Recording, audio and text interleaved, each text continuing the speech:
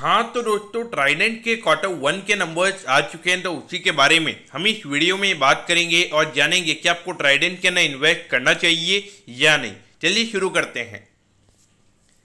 तो देखिए, सबसे पहले अगर हम यहाँ पे रेवेन्यू के नंबर्स की अगर हम बात करेंगे तो पिछले क्वार्टर के कंपैरिजन में 10% के रेवेन्यू का नंबर यहाँ पे कंपनी का कम हुआ है और ये नंबर आया है 1679 करोड़ पे। और अगर हम प्रॉफिटेबिलिटी की बात करेंगे तो ये नंबर 28% से कम हुआ है और ये नंबर आया है 129 करोड़ पे। तो देखा जाए सिक्वेंशियल बेसिस पर अगर हम देखेंगे तो कंपनी के नंबर्स यहाँ पे काफी ज्यादा वीक हमें नजर आते हैं।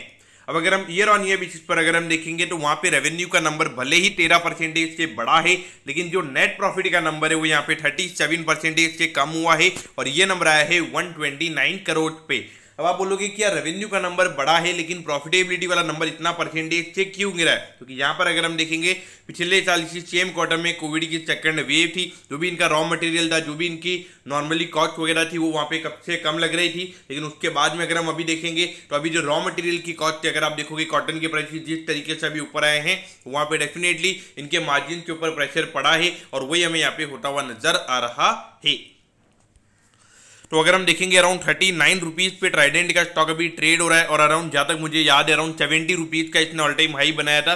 इन अवे 40-45% का करेक्शन यहाँ पे ऑल टाइम हाई से ट्राइडेंट में ऑलरेडी हो चुका है। तो आप बोलोगे इतना करेक्शन ऑलरेडी हो चुका है, जो कंपनी के बैड नंबर है वो क्या ऑलरेडी फैक्टर इन है? तो मुझे ऐसा नहीं लगता है कि वो चीजें फैक्टर इन है बिल्कुल ही, क्योंकि अगर आप देखोगे अभी भी अराउंड 20,000 करोड़ से ज्यादा का मार्केट कैप हमें ट्राइडेंट का नजर आता है। और अगर हम ऑल ओवर टेक्सटाइल कंपनीज की अगर हम बात करेंगे 10 से 15 से ज्यादा के पी रेशियो किसी को भी यहाँ पे मार्केट ने नहीं दिए हैं। और अगर आप ट्राइडेंट को देखोगे तो अराउंड अगर हम देखेंगे 600-700 करोड़ के लगभग का यहाँ पे अगले 12 महीने का प्रॉफिट हमें नजर आता है। यानी कि जो अभी प्रॉफिट कंपनी के आए हैं, यानी कि अराउंड अगर आप देखोगे अभी 129 करोड़ के प्रॉफिट कंपनी के आए, तो अराउंड अगर 130 करोड़ के हर 4 क्वार्टर में अगर प्रॉफिट आते हैं तो लगभग 520 करोड़ का ये नंबर आता है। तो वहां पर अगर 20,000 करोड़ के कंपनी के वैल्यूएशन अगर होंगे तो अराउंड 40 के का पी रेशियो कंपनी का हमें नजर आता है। क्योंकि ऑल ओवर सेक्टर के हिसाब से अगर हम देखेंगे तो एक प्रीमियम वैल्यूएशन हमें नजर आता है और वहां पर अगर प्रॉफिटेबिलिटी में अगर गिरावट हो रही है तो पॉइंट ऑफ व्यू से डेफिनेटली मार्केट इसे नेगेटिव वे में ले सकता है।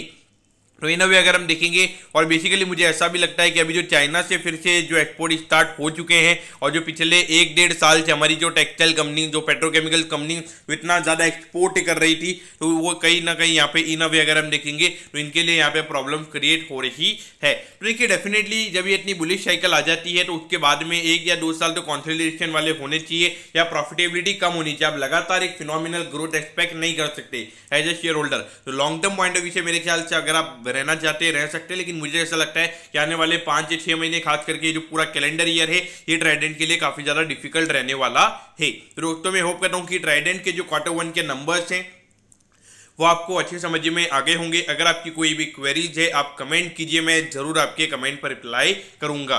ओके दोस्तों, thank you, have a nice day.